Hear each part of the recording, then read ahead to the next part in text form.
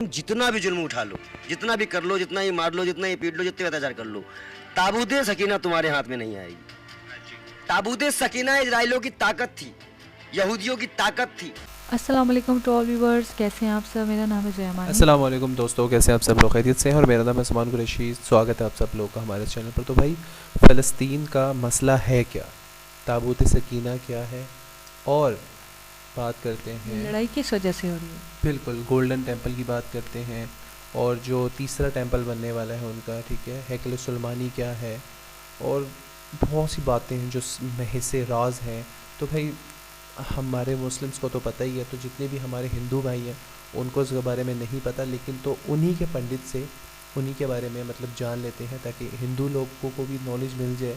क्योंकि जो हमारे मतलब जितने भी व्यूवर्स हैं हिंदू, तो मुस्लिम्स की बातें तो सुनते हैं, तो देखते हैं कि वो उनके हिंदू पंडित इस मामले में क्या बात करते हैं। तो भाई, वीडियो बहुत ज़बरदस्त होने वाली है, एंड तक लाजमी देखिएगा, क्योंकि ये वीडियो बहुत बहुत मज़े की और बहुत इन्फॉर्मेशन वाली होने वाली है।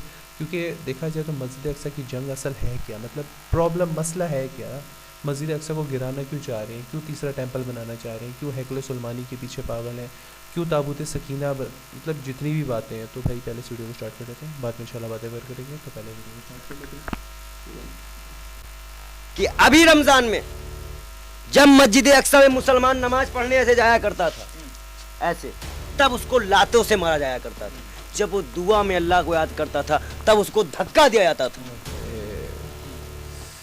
आप सोचिए, ये कौन लोग हैं कि इजराइलियों से मैं इतना कह दूं कि तुम जितना भी जुल्म उठा लो, जितना भी कर लो, जितना ही मार लो, जितना ही पीट लो, जितने अत्याचार कर लो, ताबूत सकीना तुम्हारे हाथ में नहीं आएगी। ताबूत सकीना इजराइलियों की ताकत थी, यहूदियों की ताकत थी। जब ये जंग में जाया करते थे, उसी बक्से को लेके जाया करते थे। इन्होंने कई जंग फतेह की है। वो एक जादुई बक्सा था जिससे सेना निकलती थी। तौरेत की ओरिजिनल कॉपी है उसके अंदर, इसका नाम है ताबूत सकीना। जो भी आपकी वीडियो सुन रहा होगा, इस देश में जो इजरायली यहाँ रह रहा होगा, वो मेरी बात सुनकर उसके रोमे खड़े हो जाएंगे। जो मैंने आपको बताया कि नमाज पढ़ते वक्त लोगों को मारा गया, दुआ करते हुए लोगों को मारा गया, ऐसे किताब खोल के तराबी पढ़ रहे हैं। एक पावन किताब है, इसको लातों से मार रहे हैं लोग। 1,24,000 नबी जो की सजदा किए हैं, नमाज पढ़े हैं। मस्जिद अक्सा में उन्होंने नमाज पढ़ाई थी 1,24,000 नबियों को। 40 करोड़ लोगों की जिन्होंने अल्लाह और कुरान की बात करके मोदी जी मस्जिद में जाके बोलते थे, क्या उनसे बड़े हो गए इजरायली। और सारी इस्लामिक कंट्रियां एक होकर इजराइल को मिटा दें, खत्म कर दें। समझ गए। नमस्कार, मैं हूं देव, इसमें आप देख रहे हैं लोकतंत्र टीवी। इजराइल और फिलिस्तीन के हमले के बाद अब देश ने करवट ले लिया। आप सोचिए कि जिस देश का प्रधानमंत्री जाहिर तौर पर इजराइल के समर्थन में हो, अमेरिका के समर्थन में हो, और देश के तमाम लोग यानी कि बड़े बड़े सेलिब्रिटी जैसे शाहरुख खान और यूनिवर्सिटी के बच्चे वो फिलिस्तीन के साथ हो, तो समझिए उस देश का क्या ही मंजर होगा। दरअसल फिलिस्तीन के समर्थन में देश के तमाम लोग खड़े हैं, और भारत के राजा, किंग ऑफ इंडिया यानी कि प्रधानमंत्री, वो इजराइल के समर्थन में है। कहा जा रहा है कि इजराइल से व्यापारिक संबंध है, तरह तरह की बातें चल रही है। लेकिन इस विषय पर खास बातचीत करने के लिए हमारे साथ बाल योगी महंत जी जुड़ चुके हैं। महंत जी, कैसे देख रहे हैं? पंडित जी, आप तो बड़े बारीकी से इस्लाम को मानने वाले हैं, इस्लाम को जानने वाले हैं, कुरान को पढ़ते हैं, कैसे देख रहे हैं ये इतना बड़ा मसला जो है? देखिए, आपको पता है ये मसला क्या है। जैसे मान लो ये मेरे मंदिर है, मैं यहाँ पूजा कर रहा हूँ, तो अपने इस माइक से मेरे सर पे मारना शुरू कर दो, मुझे धक्का देना शुरू कर दो। सेम वही पैटर्न वहां पे। मैंने ये एक नहीं 1000 वीडियो आई है कि अभी रमजान में जब मस्जिद अक्सा में मुसलमान नमाज पढ़ने ऐसे जाया करता था, ऐसे, तब उसको लातों से मारा जाया करता था। जब वो दुआ में अल्लाह को याद करता था, तब उसको धक्का दिया जाता था। आप सोचिए, ये कौन लोग हैं। ये वो लोग हैं जिनको उन्होंने अपनी जमीन दी रहने को। यहूदी इजराइली यहूदी और ये याकूब के ही नाम से इनका वंशज है। यहूदी। और ये जिसको ढूंढना चाह रहे हैं, जो ये चाह रहे हैं, फिलिस्तीन में जो मांग रहे हैं, जो इनकी खोज है, वो इनको नहीं मिलेगा। इसका नाम है ताबूत सकीना। जो भी आपकी वीडियो सुन रहा होगा, इस देश में जो इजरायली यहां रह रहा होगा वो मेरी बात सुनकर उसके रोंवे खड़े हो जाएंगे कि इस पंडित को ताबूत सकीना के बारे में कैसे पता, पॉइंट की बात है भाई, कि मुसलमानों को भी इसके बारे में नहीं पता है। क्या है ताबूत सकीना, क्या है पर महाराज जी? ताबूत सकीना इजराइलियों की ताकत थी, यहूदियों की ताकत थी। जब ये जंग में जाया करते थे उसी बक्से को लेके जाया करते थे। इन्होंने कई जंग फतेह की है। वो एक जादुई बक्सा था जिससे सेना निकलती थी। तौरेत की ओरिजिनल कॉपी है उसके अंदर। कई नबियों के पहने हुए कुछ उनके चीजें हैं, उनके कपड़े हैं उनके अंदर। वो एक ताकतवर बक्सा है। और जो दीवालों में जाके रोते हो ना आप लोग, ये इजरायली रोते हैं। अच्छा। ये पक्के मकान इनके पहला पक्का मकान बनता ही नहीं था, ये कपड़े के मकान में रहते थे। ये इजराइलियों का इतिहास है। जितने भी इजरायली मेरी वीडियो सुन रहे होंगे उनके रोंगटे खड़े हो जाएंगे कि हिंदुस्तान का एक पागल सा दिखने वाला बाल योगी महाराज मेरी पोल खोल दिया। ये लोग मतलबी होते हैं। ये लोग ये ऐसा एक चीज मैं बताता हूं, इनका कॉन्फ्लिक्ट क्या है इस्लाम में। अल्लाह ने 4 किताबें आसमानी भेजी, तौरेत, अंजीर और एक और है और कुरान, एक और किताब है। 4 किताबें भेजी। उन चारों में 3 किताब जो है वो एक एक उम्मत के लिए, एक नबी के हाथ से भेजी। वो उसी उम्मत के लिए थी और उसी के लिए थी। लेकिन जो लास्ट पैगंबर हजरत मोहम्मद साहब आए, उनको जो कुरान मिली वो पूरे इस्लाम के लिए थी, पूरे उम्मत के लिए थी। 1,24,000 नबी जो कि सजदा किए हैं, नमाज पढ़े हैं हमारे नबी मोहम्मद साहब के मार्फत से। मस्जिद अक्सा में उन्होंने नमाज पढ़ाई थी 1,24,000 नबियों को। ये इस फिलिस्तीनियों का मानना है। और यहूदियों का था, हिटलर ने भगाया कुत्तों की तरह, तुमने उनसे कब्जा करवा लिया। देश के प्रधानमंत्री को अगर विदेश नीति ये बात करनी चाहिए तो क्या वो हमको बताए कि जब वो 2017-18 में फिलिस्तीन इजराइल की यात्रा जब वो किए थे तो हाइपेनेशन थ्योरी जो उन्होंने दी थी कि ना हम इजराइल के भी साथ हैं और फिलिस्तीन के भी साथ हैं, जबकि हमारे देश में भी स्वतंत्रता सेनानी हम रह चुके हैं, हमारे लोग रह चुके हैं। हमने भी ब्रिटिश अंग्रेजों से अपने देश को आजाद कराया है। तो क्या अगर फिलिस्तीनी के हमबास जो कि वहां का गांजा पट्टी का वहां इलेक्शन भी जीता है, पब्लिक सपोर्ट भी करती है उसको, चरमपंथी अगर वो करते हैं, तो क्या हमारे माओवादी और नक्सलवादी ऐसे नहीं है हमारे यहाँ पर? क्या हमारे यहाँ पे और भी लोग नहीं है जो अपने लिए अधिकार मांग रहे हैं, अपने लिए अलग मांग रहे हैं? फिर आप खालिस्तान को क्या कहोगे? आप एक खालिस्तान के लिए कांग्रेस जैसा तोड़ दिए, वो आतंकवादी एजेंडे चला रहे थे आपके कहने के अनुसार, तो फिर आप ही तो ये आतंकवादी का साथ दे रहे हैं ना इजराइल का, क्योंकि वो दूसरे के मुल्क पे कब्जा कर रहा है। अमेरिका इसमें अपना बदला लेना चाह रहा है। अमेरिका चाह रहा है कि ईरान बोल दे और एक और मुसलमान कंट्री को हम तबाह बर्बाद कर दे, जैसे इराक को किए थे। ये बहुत मसला है। आप पूछो हमें कैसे पता? कैसे पता? यूपीएससी स्टूडेंट है हम। मोदी की तरह अनपंग उठा टेक नहीं है, योगी जी की तरह घंटी नहीं बजाते, नहीं करते हम। इसलिए मैंने आपको जो रिपोर्ट दी उसमें इजराइलियों को भी शामिल किया। अब आते हैं इजराइलियों के एक इतिहास पे, और मैं आपको अच्छी बात बता दूं। ऐसे मान लीजिए हम सब हिंदू हैं, आपके कुल देवता अलग होंगे, हमारे कुल देवता अलग होंगे, किसी के अलग होंगे। क्या मैं अपने कुल देवता के पास जाऊंगा तो क्या आप हमें खड़े होकर वहां से लात मार के भगा देंगे? जबकि हमारे पूर्वज, हमारे धर्म का एक ही है, अल्लाह। जब फिलिस्तीनी मस्जिद अक्सा में जाते थे, आज उनको क्या किया गया बताया आपको? क्या किया गया?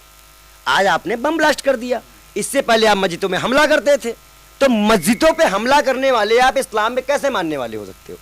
जबकि इस्लाम कहता है, ये कुरान कहती है, ये कुरान कहती है कि एक इंसान का कत्ल पूरी इंसानियत का, इस्लाम का कत्ल है अगर कोई बेकसूर मारा जाए। आज आपके बम ब्लास्ट में आप लड़ाकुओं से नहीं लड़ रहे हो, हमास से नहीं लड़ रहे हो, आप अवाम से लड़ रहे हो। आप अवाम पे बम गोले चला रहे हो, आम लोगों को मार रहे हो, उसमें बच्चे तबाह हो रहे हैं, मर रहे हैं, मर रहे हैं। अब भारत ने कभी ऐसे युद्धों का समर्थन नहीं किया। लेकिन मोदी जी तो कर रहे क्या हैं। इतिहास है इस देश के प्रधानमंत्री के लिए? हमारा देश उस वक्त से लेके आज तक याद करिए जब हथियारों की ओर यूएसए और यूसीआर का चल रहा था, तब नॉन एनवायरमेंट मूवमेंट बनाकर हमने कहा था नाम यूएसए का साथ देंगे, नाम यूएसआर का साथ देंगे। हम तृतीय विश्व की मांग करके तृतीय विश्व युद्ध में हमारा संस्थापक देश रहा, नेहरू जी संस्थापक रहे थे उसके। हमने कभी हिंसा का नहीं दिया था, निशस्त्रीकरण का प्रचार किया था। प्रचार किया था, निरस्त्रीकरण का प्रचार किया था। और आज तक हमें अगर पाकिस्तान के पास परमाणु ना होता तो हमें और चाइना के पास परमाणु ना होता तो हमें भी परमाणु जमाने की कोई जरूरत नहीं थी। हम जियो जियो और जीनो दे की भाषा में बात करते थे, लेकिन इस देश के प्रधानमंत्री ने काला इतिहास दिया। आज अगर वो मानते हैं तो क्या 40 करोड़ मुसलमान की आस्था इजरायलियों से बड़ी हो गई? 40 करोड़ लोगों की जिन्होंने अल्लाह और कुरान की बात करके मोदी जी मस्जिद में जाके बोलते थे, क्या उनसे बड़े हो गए इजरायली? क्या नरेंद्र मोदी अल्लाह से बड़े मानते हैं इजराइल को? ये मेरे भी तो सवाल ही, मेरा नहीं, आम मुसलमान का सवाल है। कहा जा रहा है कि इजराइल पर मोदी जी पे सवाल करिए ना आप। मैं कह रहा हूं अगर मोदी जी ने ये फैसला दिया है तो उन्होंने क्या सोच के दिया? पेगासस। देखिए, कहीं ना कहीं ये चुनावी तौर पे समर्थन है इजराइल का, राजनीतिक और विदेश नीति देख के नहीं है। पहली बात, कहीं ना कहीं मुझे एक बात का एहसास तो है, और मैं बहुत बस ये जानिए कि मेरी कुछ मैं बोल नहीं सकता इस पे, लेकिन इतना जरूर कहूंगा कि इस देश के प्रधानमंत्री ने नरसंहारों की लिस्ट में इंडिया को जोड़ दिया। आज से इंडिया भी नरसंहारक देश में आने लेकिन लगा। कांग्रेस पार्टी ने तो फिलिस्तीन का समर्थन किया। सीडब्ल्यूसी की मीटिंग में जिस तरीके से बैठक में जो कांग्रेस क्रांतिकारी होते हैं, जिन्होंने देश आजाद किया है, जिनके पूर्वज इस देश में शहीद होते हैं ना, उनको पता है फिलिस्तीनियों का दर्द। आपको पता होना चाहिए। कांग्रेस ने इस देश को आजाद कराया। महात्मा गांधी, नेहरू, सरदार वल्लभ भाई पटेल, चंद्रशेखर आजाद, भगत सिंह। अगर उस वक्त हम स्वतंत्रता सेनानी थे तो क्या आज फिलिस्तीन स्वतंत्रता सेनानी नहीं है? क्या वो आतंकवादी है? क्या वो मैं अगर अपने राम मंदिर जाऊं, मुझे वहां से भगाया जाए, या मान लीजिए मुसलमान आके वहां कब्जा कर ले और हिंदुओं को भगाना शुरू कर दे राम मंदिर से, तो क्या हम इस चीज को अपना विरोध नहीं करेंगे? वो भी तो स्वतंत्रता सेनानी भी कहलाएंगे। वो भी कहलाएंगे स्वतंत्रता सेनानी। शाहरुख खान ने भी तो फिलिस्तीन का समर्थन किया है पंडित जी। देखिए, किया है, लेकिन मैं चाहता हूं कि सभी इस्लामिक कंट्रियां 10-15 लोगों को मिलाकर एक टीम बनाकर इंडिया से, फिलिस्तीन से, टर्की से वहां भेजे, और सारी इस्लामिक कंट्रियां एक होकर इजराइल को मिटा दें, खत्म कर दें। इजराइल को खत्म कर दें। अब इजराइल खत्म ही होने वाला है। अमेरिका है इजराइल के पीछे। और चाइना कहाँ जाएगा? रसिया कहाँ जाएगा? भारत भी तो है। अरे तो मैं क्या, तो फिर आप रसिया तो आप जान रहे हैं ना। चाइना और रसिया और चाइना अगर मिल जाते हैं तो इंडिया और भारत कब तक टिके जाएंगे? बता दीजिए। कंपैरिजन देखिए ना आप। इंडिया, अमेरिका के बाद रसिया का ही तो नंबर आता है। रसिया भी कभी भी रसिया के सामने अमेरिका सामने आने की भूल करता है? आपको क्योटो युद्ध याद है कि नहीं याद है? आप लोग पढ़े ही नहीं होंगे। पता नहीं भाई, मैं कह रहा हूँ ना, आप लोग मोदी जी वाले हैं, छोड़िए, आपको नहीं जानकारी है। मैं इतना जानिए बस आप कि इजरायलियों से मैं इतना कह दूं कि तुम जितना भी जुल्म उठा लो, जितना भी कर लो, जितना ही मार लो, जितना ही पीट लो, जितने अत्याचार कर लो, ताबूते सकीना तुम्हारे हाथ में नहीं आएगी। क्योंकि फिलिस्तीन का मुसलमान अपने वतन, अपने धर्म के लिए इतना पक्का है। अगर वो आतंकवादी थे तो क्या राम भक्त और राम सेवक जो हमने कार्य सेवक किए थे, क्या हम भी आतंकवादी थे राम मंदिर में? तो आप फिलिस्तीन के समर्थक हैं। हाँ, जबकि आपका प्रधानमंत्री, इस देश का प्रधानमंत्री इजराइल के समर्थन में। आपको तो देश के साथ खड़े रहना चाहिए। देश के प्रधानमंत्री को विचार करना चाहिए, और उनकी जो इच्छा है और जो ताकत है, वो जो चलेगी वो मानवीय लोगों पे चलेगी, आध्यात्मिक लोगों पे नहीं चलेगी। मैं एक संत हूँ और मेरे ऊपर किसी का नहीं चलता, सिर्फ मेरे महाकाल के अलावा, तो मैं किसी का हुक्म नहीं मानता। देश के प्रधानमंत्री को फिर एक बार होना चाहिए कि क्या अपनी ही जमीन की मांग करना, अपने ही देश के लिए लड़ना, अपने ही लोगों को बचाना, और जो चीजें मैंने दी उसी को वापस लेना, क्या ये आतंकवाद है? और उन्हें आतंकवाद दिखेगा, क्योंकि उनको किसान आंदोलन भी आतंकवाद दिखा था। उनको मणिपुर, मणिपुर जलता रह गया। मणिपुर भी तो आतंकवाद है। दिखा मणिपुर, बोला कोई? कितनी आग लगी वहां पे, बेटियों का रेप हुआ, उस पे नहीं बोलेंगे। जी तो व्यूअर्स यार बहुत ज़बरदस्त वीडियो थी। क्या क्या बातें इन्होंने की हैं और क्या क्या बातें जो व्यूअर्स को नहीं पता होंगी, शायद हमें भी थोड़ी बहुत नहीं, है, मैं एक और वो- बात बताता हूँ कि देखें बहुत सारी बातें थी जो मतलब हमारे जितने भी हिंदू व्यूवर्स हैं ना, मतलब कुछ तो हमारे सपोर्ट में है और कुछ इसराइल के सपोर्ट में। तो भाई देख लें आपके अपने पंडित साहब क्या बोल रहे हैं। देखिए ताबूत सकीना, गोल्डन टेम्पल, साथ जो थर्ड इनका टेम्पल बनने वाला है, उसके साथ साथ बात करें हैकल सुलमानी, तो भाई कितनी बातें हैं मतलब जो मानने वाली। अब तो आप लोगों को बिल्कुल मानना ही चाहिए क्योंकि देखिए आपके धर्म के ही पंडित बता रहे हैं कि नहीं यार मुसलमानों के साथ जुल्म हो रहा है। और हैकल सुलमानी क्या है? देखिए हैकल सुलमानी की बात जो तारीख़ है ना, वो स्टार्ट हुई थी हज़रत आदम अलैहिस्सलाम। आदम अलैहिस्सलाम कौन थे? जो फर्स्ट इंसान थे, सब मानते हैं। अब ये बात कोई इधर व्यूवर्स बात करना शुरू करते कि नहीं नहीं भाई आदम अलैहिस्सलाम तो थे ही नहीं थे, ये वो। जो नहीं मानता वो मेरा ख्याल है बेवकूफ़ इंसान है, क्योंकि दुनिया में पहला इंसान तो आया ही था ना। ये हम क्या अंडे से फूटे थे? इंसान तो आया था, उसको तो मानते हैं ना, चले प्रॉफिट ना माने इंसान तो मानते हैं। तो भाई उनको अल्लाह ताला ने तोहफ़ा दिया था ताबूत सकीना, ठीक है। फिर ये बहुत से नबियों के पास रहा, जब वो जंग लड़ते थे तो उसको आगे करते थे, इसके अंदर से फ़ौजें निकलती थी। और ये बड़ा एक मुक़द्दस, बहुत मुक़द्दस। यहूदी कौन है? हज़रत याकूब अलैहिस्सलाम की एक औलाद थी, एक बेटा था, मतलब बेटे तो माशाल्लाह काफ़ी सारे थे, 10-12 बेटे थे। बिल्कुल यूसुफ अलैहिस्सलाम भी उन्हीं के बेटे थे। अब उनका एक बेटा था यहूदा, यहूदा तो ये उसकी नस्ल चली है यहूदी, तो ये उनके मतलब मानने वाले थे। तो वहाँ से इनकी और इनको ताबूत सकीना अल्लाह ताला ने दिया। और बहुत से नबी यहाँ तक हज़रत मूसा अलैहिस्सलाम की जो ओरिजिनल बुक है ना। अच्छा इशू क्या है मैं आपको बताता हूँ। ये जितने भी यहूदी हैं ना, ये ताबूत सकीना लेना क्यों चाहते हैं? मतलब बहुत से लोग कह रहे हैं ना यार ये लेना चाहते हैं, लेना क्यों चाहते हैं, इसकी मैं वजह आपको बताता हूँ। असल में उसके अंदर तौरात है, और तौरात कौन सी बुक है? तौरात बुक वो है जो हज़रत मूसा अलैहिस्सलाम के ऊपर नाजिल हुई थी, ठीक है। और हज़रत मूसा अलैहिस्सलाम की वो जो तौरात बुक नाजिल हुई थी ना, उस बुक के अंदर ये गवाही है कि नबी सल्लल्लाहु अलैहि वसल्लम हज़रत मोहम्मद मुस्तफ़ा सल्लल्लाहु अलैहि वसल्लम आखिरी नबी है। ये उनको सबसे बड़ी प्रॉब्लम जो है ना, वो यहूदियों को ये कि भाई वो किताब लेकर उस किताब को मतलब मिटा दें, या उस किताब का ये सफ़ा मिटा दें कि नबी सल्लल्लाहु अलैहि वसल्लम आखिरी नबी है। अगर मुसलमान खामोश रहे ना तो मस्जिद अक्सा को वो शहीद भी कर देंगे और तीसरा टेम्पल भी बना देंगे। तो वो बिल्कुल देखिए अभी जैसे पंडित साहब ने बात की है कि हर मतलब जितने भी मुस्लिम्स कंट्री हैं उन सबको मिल जाना चाहिए इसराइल को। तब इसराइल है कितना सा यार, इतना सा तो इसराइल है, टोटल छोटा सा इसराइल है यार। इसराइल है कितना बड़ा? पाकिस्तान देख लें, ईरान कितना बड़ा है। लेकिन बात वही है कि जब ईरान की जंग छिड़ेगी तो फिर रशिया वो खामोश नहीं बैठेगा, फिर अमेरिका, फिर इंडिया, मतलब बहुत से मामला आगे क्रिएट हो जाएंगे। लेकिन फिर भी भाई फ़लस्तीन को सपोर्ट करना चाहिए। जितने भी मुमालिक हैं, जितने भी लोग हैं, बड़े से बड़े, अब सारी बातें छोड़ें, मोदी साहब सपोर्ट करें इसराइल को। कितना बड़ा जुर्म है, आप बताएं। क्या मैं कहूँ मोदी साहब के ऊपर यार, आप सपोर्ट इसराइल को करो सिर्फ और सिर्फ अपनी इंपोर्ट एक्सपोर्ट की वजह से। आपके ताल्लुकात अच्छे हैं, आमदनी आ रही है, आमदनी जा रही है सिर्फ इस वजह से। और जो जुल्म हो रहा है वो खामोश हैं आप। ठीक है आप कर सकते हैं अगर आपका दिल इतना बड़ा है, क्योंकि आपने गुजरात में जो जो काम किए हैं तो उस हिसाब से तो आपके लिए तो फिर फ़लस्तीन कुछ भी नहीं। क्योंकि जो अगर आप गुजरात को देखते हैं, अगर वो आपका पास्ट है तो ये भी प्रेजेंट चल रहा है, इसको भी आप लीव इट करें। और अपने इसराइल के साथ ताल्लुकात अब जो बना रहे हैं मोदी साहब, बनाते जाएँ, आपको कौन रोकता है। लेकिन इंसानियत की नज़र और इंसानियत को सोच कर हर कदम रखें, क्योंकि देखें इंसानियत सबसे बड़ी है।